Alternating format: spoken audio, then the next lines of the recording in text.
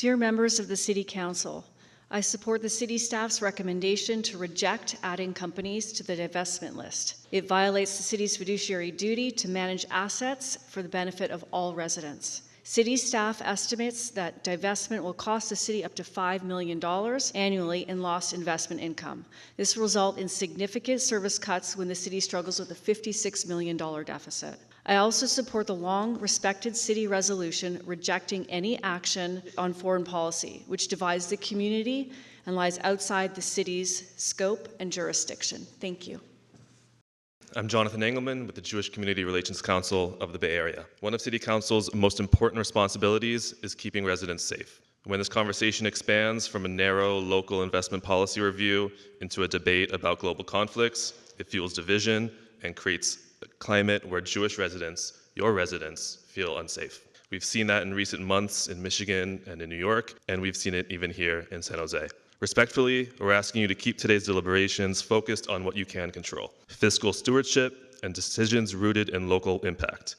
If the council wants to discuss values or human rights concerns, there are more appropriate tools than turning the city's investment policy into a broad geopolitical litmus test. The Jewish community in San Jose is already feeling the effects of rising anti-Semitism.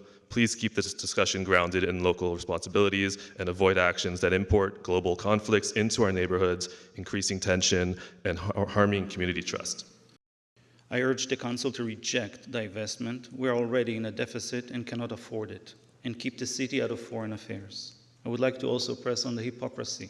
The groups promoting divestment claim the moral high ground. They tell us companies like Microsoft, Google, and Amazon are evil because of their commercial ties to entities they don't like. But do they actually live by these rules and values? I would bet most of them use these companies on a daily basis, using Google Search, Android phones, Microsoft Windows Office at home and work, and getting their Amazon Prime packages. This is nothing but virtue signaling without the personal sacrifice. They want the moral win without any personal pain.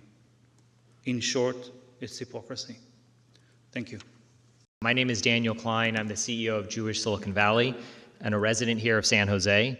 And I share your profound frustration regarding the actions of ICE. As a parent, the sight of families being separated in our own communities is deeply personal and painful, which is why my concern about the sobering roadmap of unintended consequences of the divestment movement. According to the report by staff, this move would trigger an immediate $2 to $5 million loss and a long-term revenue reduction of $15 to $35 million over a decade. Crucially, this financial blow to San Jose would have zero impact on ICE's budget or operations.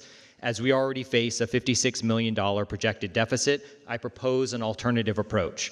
Explicitly earmark the $15 to $35 million in projected earnings from these companies for a dedicated legal defense fund for our most vulnerable residents, and/or to fund health care for those in need, and/or to support our struggling schools.